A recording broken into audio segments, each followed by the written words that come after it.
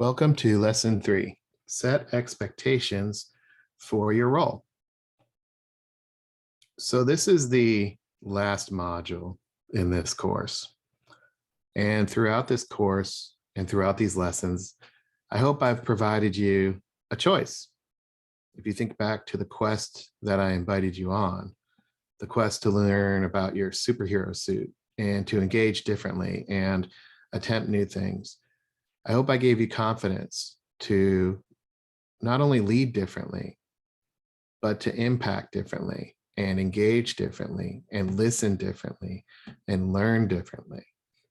I hope I framed out the case for why things are different now, that require a different kind of leadership, one focused on orchestration and orchestrating across silos to get out of the individual fiefdoms that exist so that salespeople can benefit from the value created across the organization and allows them to be freed up to communicate that value to customers, to change agents, and to individuals and executives in those accounts that they engage in.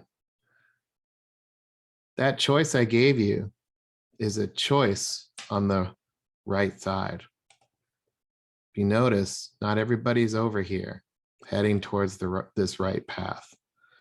Many people are on the left path. Now, I'm not saying that they're wrong.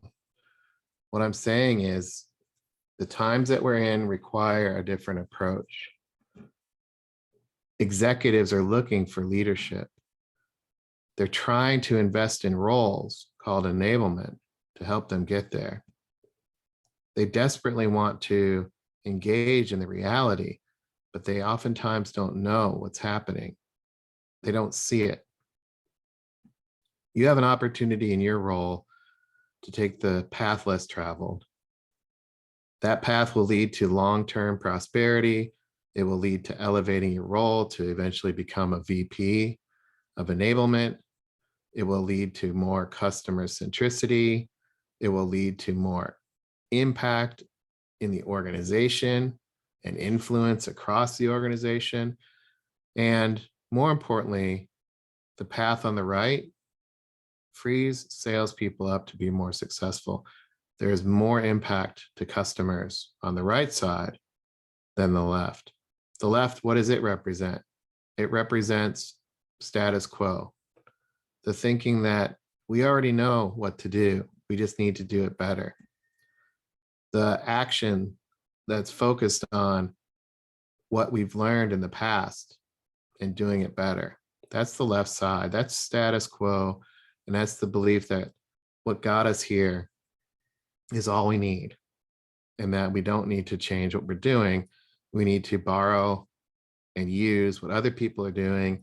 We need to give people what they're asking for, and we need to not necessarily observe what's happening around us. We need to respond. We need to respond. We need to respond.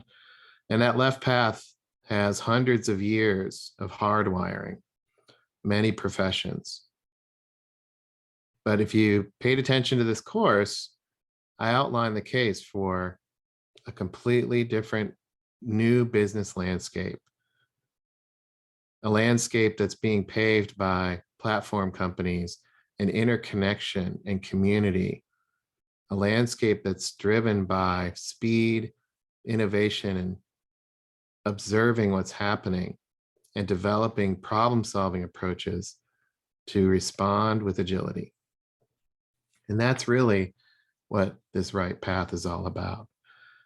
As we wrap up this module here on exploring your role, one of the things that really separates this course apart from the other courses is the alignment that I want you to have to your corporate business strategy. I don't think enablement leaders spend enough time understanding what the business strategy is, and therefore they don't understand how they align, and they don't explain and share and communicate the actions they're taking to drive it. That's the path on the right side, breaking free from the enablement focus on tactics and response to drive this right path of strategy, anticipation, and closing the gaps to customers. So here's a pop quiz on that right side path. Are you aligned to your company's corporate strategy? How would you answer that? How would you answer that question? Chances are you'd say, oh, yes, absolutely. But what if I asked you to prove that? Prove it. Show me. What would that look like? Well, the enablement leaders that I talk to that have aligned the corporate strategy, they understand the financial model of the company. And they understand the resiliency and the strength of the platforms that they're enabling and what they're asking salespeople to sell. And they understand how that changes the customer's view of what value is. Enablement leaders that are aligned to the corporate strategy are obsessed with the impact the company has on customers. And they understand how the money works. Do you understand how the money works in your organization? Another key impact that enablement leaders are having is understanding the customer base, the shift in the customer base, the revenue streams, and how customers want to buy. Not in generic ways, such as we have personas, but understanding how deals are shaped and how the most valuable deals actually happen. They also take the time to be curious about expanding the market and reaching into new territories. The enablement leaders I talk to that are more strategic and aligned to corporate strategy think in terms of services. In future courses, I'll explain a lot about enablement services, but they don't think in terms of start and stop projects. They think in terms of services and how they're innovating those services over time. And they're also committed to success. The end user customer success, so your company's customer success, and also a commitment to the success of their internal customer, whether it's sales or SDRs or key account teams, whoever the internal customer is.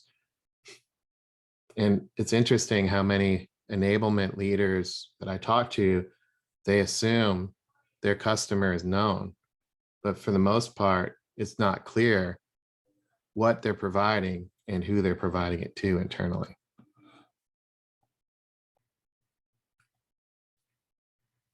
To get there, most companies have some sort of strategic planning cycle that senior level executives engage in.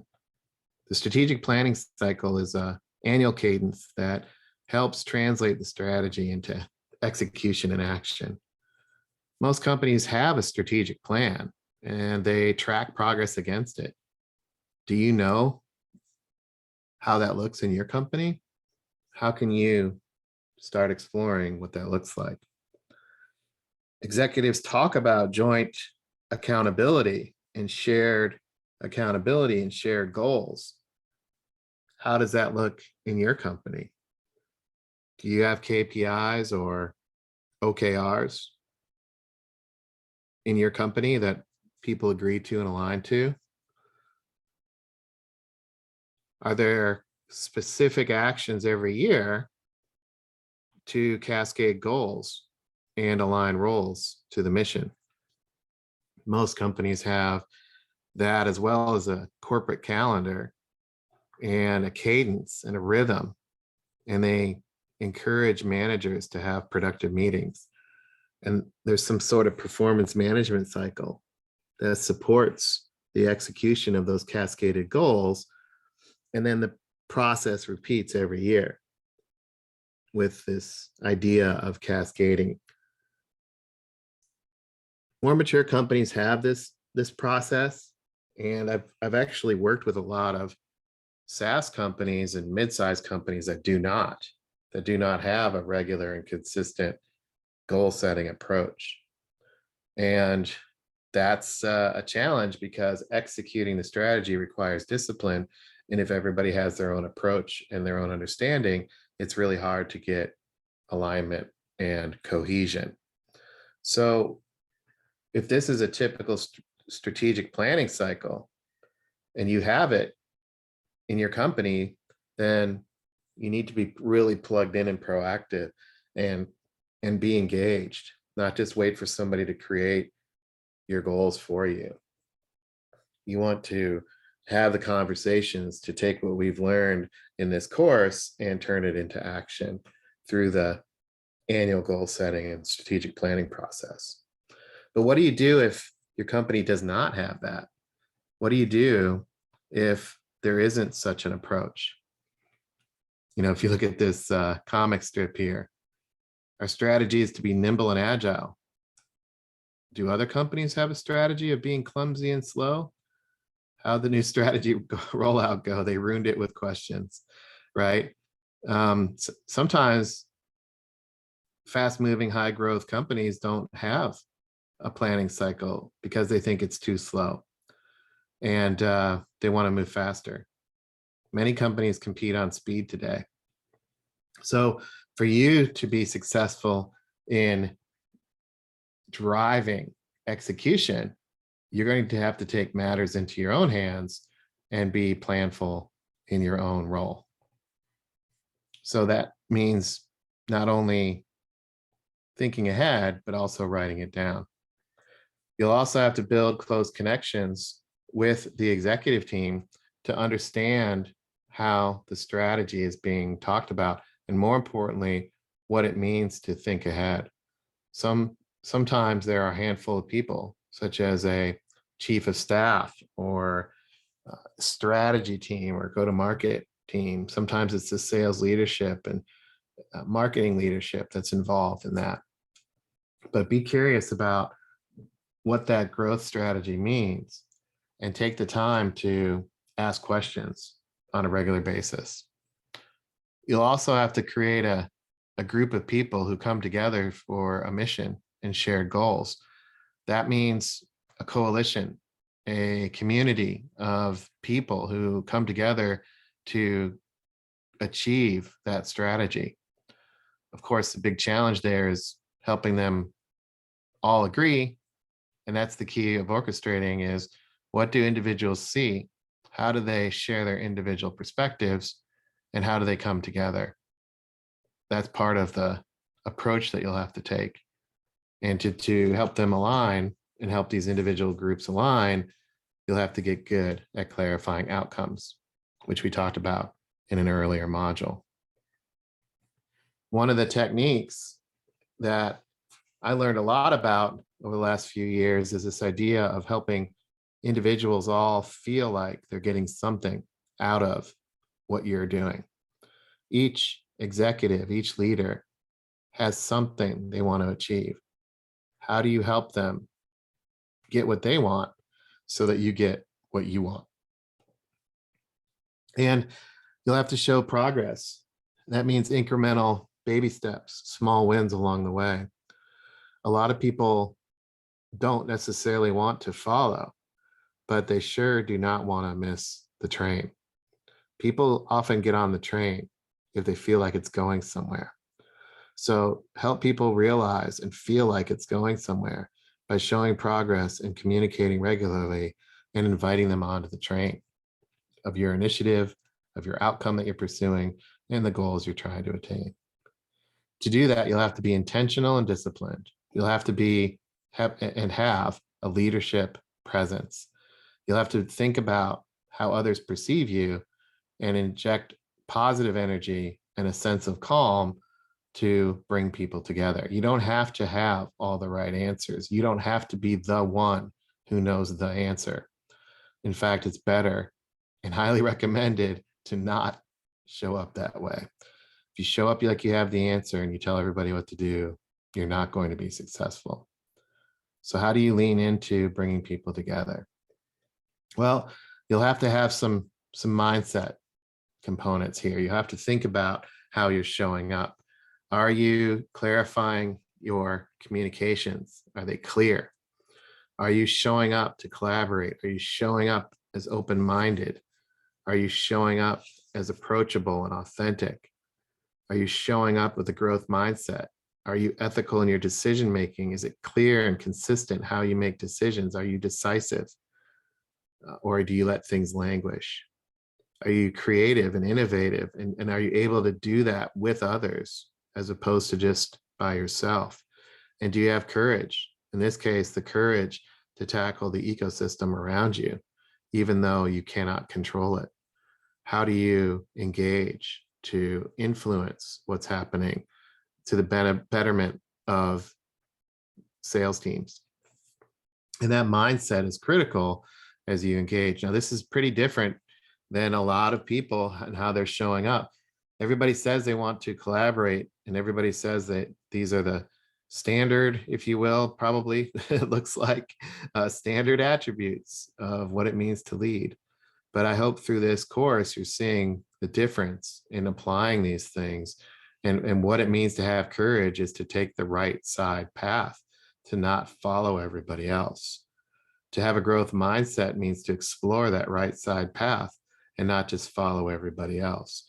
Being open-minded means being curious and exploring what's on that right side path to engage in what's really happening and not just blindly following everybody else. When you think about it, if you look in this mirror here, when I first looked at it, I thought about the path ahead and what it looks like moving forward. But really, it's a rear view mirror. So are you stuck in the rear view mirror? Is the rear view mirror more comfortable to you than looking ahead? If you're constantly driving by looking in the rear view mirror, it's hard to anticipate what's going to happen, and it's incredibly difficult to tune into what's really happening.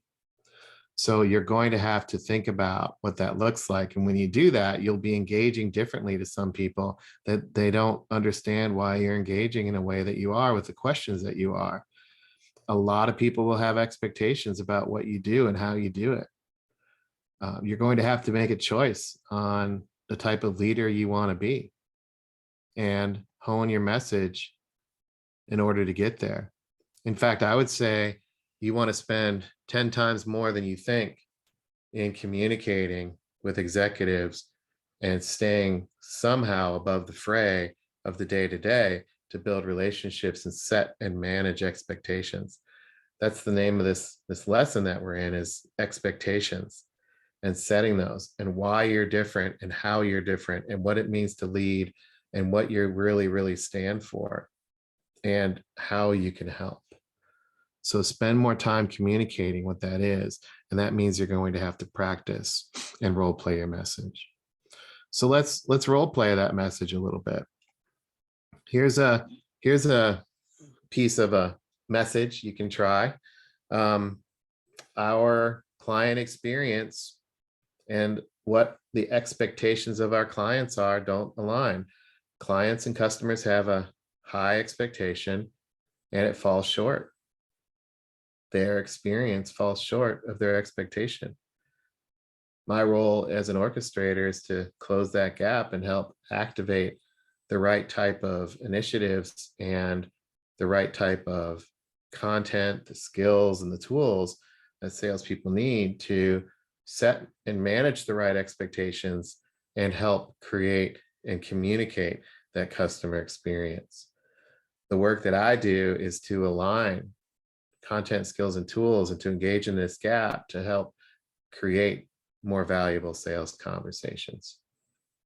To do that, I focus in on what we're doing and why we're doing it. To close the gap, I think in terms of what value are we communicating? How much, or what's the volume that we need to communicate? And then also, how fast are we communicating? And I can translate that into sales metrics and sales results. From a velocity perspective, are we doing what we need to be doing? Volume wise, are we pursuing the right opportunities? And value, are we actually elevating the conversation to encompass our capabilities as a company? Are we aligning to our business strategy and helping salespeople have the right type of valuable conversations? Are we able to see more volume in the pipeline? And are we able to see salespeople navigating the variety of stakeholders more quickly? So why don't you pause this video here and think about these two slides I just shared. What if these were the start of your talk track internally inside of your company? Maybe go back a couple minutes and replay what I just shared. How would you make it your own? How would you use these slides, and what would you update in order to make this discussion your own? Pause the video and work on that so that you can practice in your next meeting. Okay, welcome back. Now let's talk about another example of a message. Perhaps this is your message. As we build out the enablement function, I'm focused on quality, effectiveness, and efficiency. This is how I determine, and this is how I manage and think about sales productivity. Sales productivity is about efficiency. Are we doing the right things? Are we doing those things well? And effectiveness. How effective are we? Another way to look at it is effectiveness is about what we say, and efficiency is about how quickly we can say it. Efficiency is about speed and moving quickly. Effectiveness is about the right type of conversation and the right skills. So when you think about productivity and quality, that's what I'm doing in the sales enablement function. But I cannot just wave my magic wand and implement all this. I have to build a firm foundation. What is the experience that I need to create with salespeople and sales teams? I'm prototyping that first. And then eventually I'll learn through the prototyping piece what we need to actually put into process. And I think in terms of talent enablement and aligning our people in enablement to support the enablement of the sales team with process. And that means we have to think about how we improve our conversion rates and be able to replicate that. And then in the optimization phase, then we'll scale. Once we figure out what to do in the preparation phase and we get our process right, then in the optimization phase, we'll scale this out to other salespeople. And this is the approach I'll take in enablement to make sure that we're not just launching a bunch of initiatives and putting them out. We're actually figuring it out as we go, figuring out what's working, codifying that into a process that we can repeat. And that's how I'll engage in enablement. So what do you think about that approach? How would you use this slide as another example of a way to set expectations in your enablement function? Why don't you pause the video here and see if this type of framework helps you communicate the value of what you're doing. Again, you may need to rewind it, but pause the video here and work on your own chart and work on your own definition of sales productivity, and also talk about how you engage over time. Okay, I hope you engaged in that. I hope you rewound and listened to that again. I hope you found some things that you weren't sure of. Maybe you want to engage around this and ask me questions. I definitely suggest you do that. This is all about trying to figure it out, right? Don't just parrot my words back. Let's talk about what this means in your function, in your role, and in your company. All right, here's another example of enablement. When you think about enabling the sales team, it's very easy to focus on the sales team in a kind of a rolled up view where everybody needs to have the same type of enablement. But remember, we're in enablement. We're about performance and productivity. In the last section of this, I just shared a little bit around productivity. This particular discussion and expectation setting approach is really around productivity, moving the bell-shaped curve of sales performance to the right. Now, to have this kind of conversation, you have to be specific about what you're going to do about it. There are a lot of variables in moving the bell-shaped curve, but as a concept, people and executives like it because it makes sense, because it's about performance. So what does performance mean in your company, and how would you measure this bell-shaped curve? How would you baseline it? And then how would you shift it to the right? When you orchestrate, you're able to have this conversation. If you show up like you own it outright, people won't believe you. There's no one person that owns improving execution. There's no one function that moves the bell-shaped curve. Everybody has a role to play, and creating the right environment for salespeople to do that. So this is a good slide to have that conversation and also discuss the plan to establishing a new standard, or what it means to contribute to strategy, or what it means to actually be an exemplary performer in key accounts versus major accounts or strategic accounts or territories. What does it mean to be a star performer? What are the star performers doing, et cetera? So there's a lot to figure out under this concept of moving the bell-shaped curve. There are a lot of initiatives that can be run in isolation, will not be able to show how you're moving the productivity curve here, this performance curve here. But if you're able to provide services and measure the performance of salespeople and the results that they're getting over time, you can say, yes, you are indeed shifting the curve to the right. So we'll talk about that more specifically in another course. But this concept of the bell-shaped curve, and how would you message that this is what your vision is? How would you message that as an orchestrator, that you don't own all of this? However, you want to provide the support and the enablement to make this happen. If somebody asks you specifically how you're going to do it, what would you answer? If you're going to specifically have a recommendation, what would your recommendation be? These are the things that you would have to figure out in order to have this conversation. So this is another example of something that you can do in your function. So pause this video and practice this particular performance curve discussion. All right, welcome back. I hope you took the time to practice those and wrestle with those. They're not easy, but by asking these questions, you can actually make a huge impact because you're spending time to figure out what this looks like. You might be wondering if this is worth your time. And you might be wondering if this effort would pay off. I don't know, but I will tell you that there are not a lot of people inside your company that are actually taking time to answer these questions, most likely.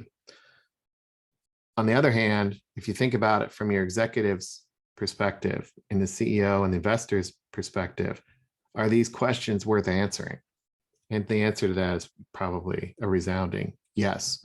So take the time to work on this and talk to others internally about what this really means. And to do that, remember your role. Throughout this course, I've talked about becoming more proactive, about having a vision and blending strategy and tactics, adapting how you think about enablement in order to work smarter and make faster decisions that tackle the ecosystem in which salespeople operate. Remember, I talked about, it's not about fixing salespeople.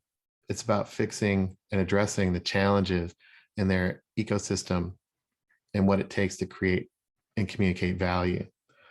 To do that, there's a lot of work that needs to be done by you as an orchestrator to align the capabilities and the roles of people so that you can help the company achieve its mission. You'll have to think about the individual level and develop techniques and approaches to help people see how they're helping and what they get from working with you in partnership. To do that, you'll have to set goals. You'll have to set goals annually, quarterly, monthly, weekly, maybe even daily. You'll also want to pay attention to who's actually helping and go where their momentum is. Don't think in terms of everybody has to do it your way. Think about it in terms of taking action and getting momentum where you can. You want to also document how you're doing, take notes along the way on the decisions that you've made, and be able to establish clear commitments from others. And so that you can revisit them. So take those notes, set the goals, take the notes on how you're making progress, follow the momentum, and go where that momentum is. So to help you get started in that, maybe start with what you're currently working on.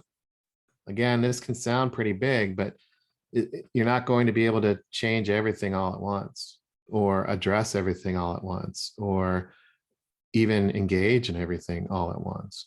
So start with what you can. Where are you currently engaged? Start small, keep it tight, keep it lightweight. Remember that making any decision is better than making no decision. It's better to provide clarity and course correct as you go, adopting a figure it out as you go approach. Make sure you provide clarity and then also be clear on when you cannot. Because we're dealing in a VUCA world, people have a lot of expectations and they have a lot of questions. Sometimes you cannot answer those questions. And the best way to tackle that is to invite them to participate and work on it together and manage those relationships that you have in order to acquire the right type of people and align the right type of people that'll help you solve the problem. If you have to say no, make sure you're clear on why you're saying no. Maybe it's not now. Maybe it's we'll do it later. Think in terms of partnering and serving others and pay attention to what's happening with clients. Don't get so internally focused that you don't realize what's happening in the market or with customers. To do that, set goals that make sense, that help you achieve your role as an orchestrator, as well as achieve the mission and the objectives of the company. Objectives are important, and so are the results and priorities. I think a big challenge that enablement people have is in their prioritization. What do you focus on over others? So take the time to document your goals and take the time to prioritize as an orchestrator, as a person that's walking on the right path. Remember the quest. What are those priorities and goals in order to be a superhero, to be a heroic to your executive team? Be diligent about that. To help you come up with your goals, I've given you a tool in your participant guide. Your goals should come from and align to the vision that you have for your function, for your role, for the impact you want to have. In your participant guide, take a moment and outline your vision, and then also take some time to define some goals. Remember that visual of walking on the right path. This visual is an important reminder of how that right side path may feel different. Your goals and your vision can help you stay on the right journey. And remember, most people are not going down that path. That's why you're on your own quest in your own time. To help you take that vision and turn it into action, I'm providing some strategy resources as well. There's a PDF in your materials that you can spend some time on and watch and read those materials to think about your role as being strategic as an orchestrator. Do you understand what that means and how you can align to your company? So at the end of this course, you want to take the time to make sure you're aligning your strategy to the company strategy, that you're taking the time to document your vision for your role, and then as a capstone, develop a role profile for your role that puts this into action. In a previous module, I talked about the skills. It's in lesson 1. I talked about the skills you need to have. In lesson 2, I talked about and went through what it means to be an innovator versus an operator. In lesson 1, I also walked through a job description. So here at the end of this particular module, I want you to develop a role profile that explains your role as an orchestrator, how you're going to help support the company vision and mission, what goals you'll have, and how you'll start setting up and delivering your message to take that right path. In this particular lesson, we talked about clarifying the role and the impact that your function has on others. Remember, you're playing those 2 games, operate and innovate, and you'll have to stay disciplined in each. As you're developing your own role profile, think about the goals and the initiatives you need to run and be elevating. And then remember, you're not a project manager, you're an orchestrator, orchestrating the value across the commercial system. So when you write your role profile and you think about your specific impact in your role, make sure you're thinking in terms of impacting the ecosystem and bridging the gap between strategy and tactics. The role profile I gave you an example of is a great place to start, the enablement architect from lesson 1. That's a great place to start. So take a time to do the quiz and make sure you go back and review and reflect on your participant guide. Take the time to make sure you've done all the exercises in that participant guide and make sure you take the final quiz. Once you're done with that and your role profile's done, you're ready to take the next course. Thanks so much for your time, attention, and thanks for participating on this quest to understand what it means to be an orchestrator and how that's not only valuable to your company and your executive team, but valuable to you as a leader to help you differentiate and make an impact in today's highly volatile, uncertain, complex, and ambiguous world. Your company needs you, team members need you, executives need you. So be courageous and lead as an orchestrator. We'll see you in the next class.